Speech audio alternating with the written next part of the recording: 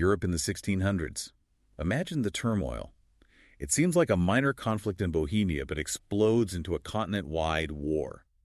3 decades. It's the 30 Years' War.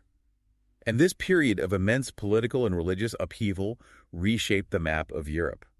We're using C.V. Wedgwood's The 30 Years' War to understand why this seemingly distant conflict is still relevant today. It's more than just battles and dates, though. Oh, definitely. She really recreates the atmosphere, brings the personalities to life, the decisions, those that shape this era, reminds us history isn't just facts. It's a story. A story of human choices and consequences. You gave us this book, and we're excited to navigate these complexities. Absolutely. To understand how this war, despite its name, lasted 30 years Yeah. and its long-lasting consequences. Exactly. To grasp the 30 Years' War, you need to understand the tensions, the simmering tensions that preceded it. Not just about religion. But religion was a big part of it. It played a significant role.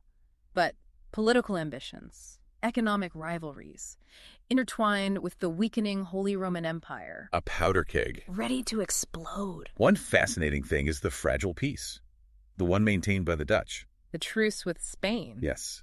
That expired in 1621 and created anxiety across Europe. Everyone knew conflict was coming, but the spark came from an unlikely place. The defenestration of Prague. 1618. A seemingly minor event, but it shows the volatility. Protestant nobles in Bohemia, frustrated with their Catholic rulers, they threw 2 imperial officials out of a window. Wow. Shattered any peace, triggered the Bohemian Revolt. And the revolt escalated quickly, drew in other characters, ambitions and motivations that would shape the war. Like Ferdinand II. The Holy Roman Emperor. Ambitious. Determined to reassert Catholic dominance.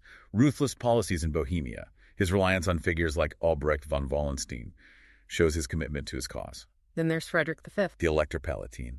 Protestant champion, accepts the Bohemian crown. Maybe naively. Perhaps. Escalates the conflict further. His reign was disastrous, dependent on unreliable allies. Highlights the challenges for those who opposed Ferdinand. And John George. Elector of Saxony. A Lutheran prince. Torn between supporting fellow Protestants and keeping the peace. His decision to side with Ferdinand. Controversial. Very much so. Underscores the complex political realities. Can't forget Maximilian III. The Elector of Bavaria, shrewd, Catholic leader, a keen eye for power.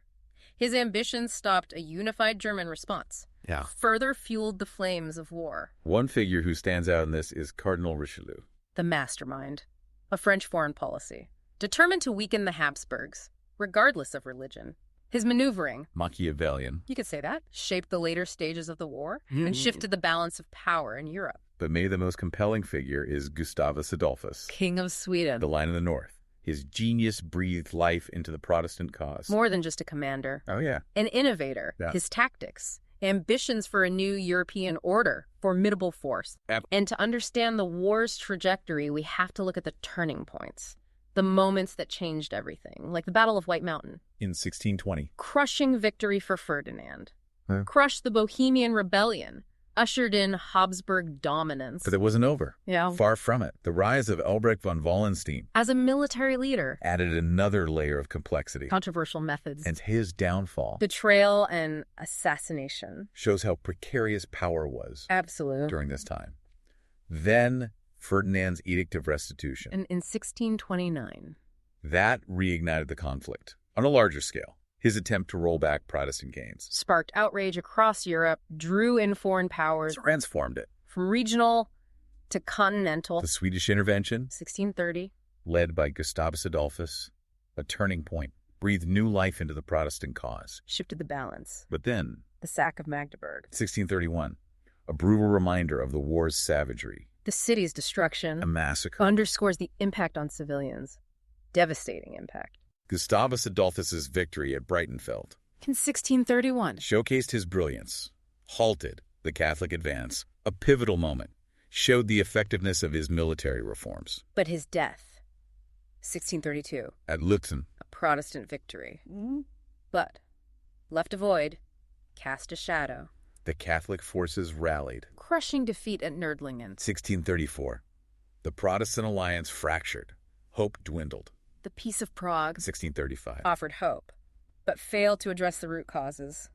Left the door open for the French. And Richelieu. Ever the opportunist. Declared war on Spain. 1635. Marked to the final phase. The most brutal, Bourbon versus Habsburg. And Wedgwood doesn't just focus on the strategies and politics. She goes deeper into the human cost. It was catastrophic for ordinary people. Famine, disease, upheaval across the countryside. She doesn't shy away from the details. No. The torture, the soldiers, camp followers. And the veterans. Trying to return to normal life. Difficult. The road to peace was long. The negotiations. Leading to the Peace of Westphalia. 1648. So complex. All those interests. Political, religious, that had to be reconciled. This treaty reshaped Europe, a new era of international relations, state sovereignty, balance of power.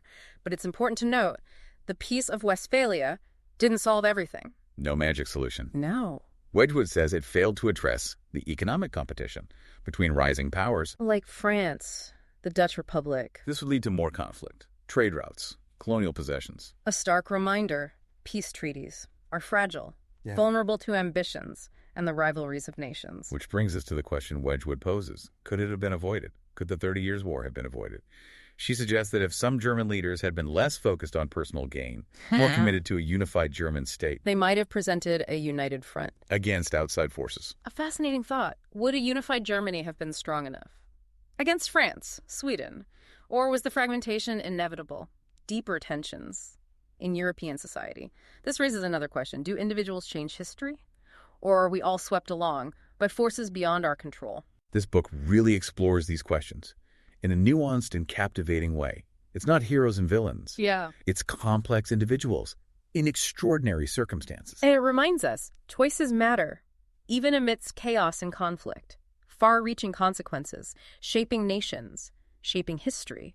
You'll find the link in the show notes to purchase the book. And while you're there, don't forget to subscribe to our channel for more deep dives, thought-provoking ones into history, culture, ideas that matter. We're always exploring new topics. Yeah. And we love sharing these journeys with you, our discoveries. If you like this episode, Share it. yes, share it with friends, family, anyone interested in this period of history. European history. It's a story that still has echoes today. The 30 Years' War might seem like a distant event, but it's all around us. Its legacies. In what way? The nation-state, the concept of state sovereignty, balance of power in international relations, all shaped, in part, by the 17th century. And as Wedgwood reminds us, history isn't just about the past. It's about using it to understand the present and shape a better future. Thanks for joining us on this deep dive into the 30 Years' War. We hope you enjoyed it. Yes, and we hope you learned something new about this era and the power of human ambition.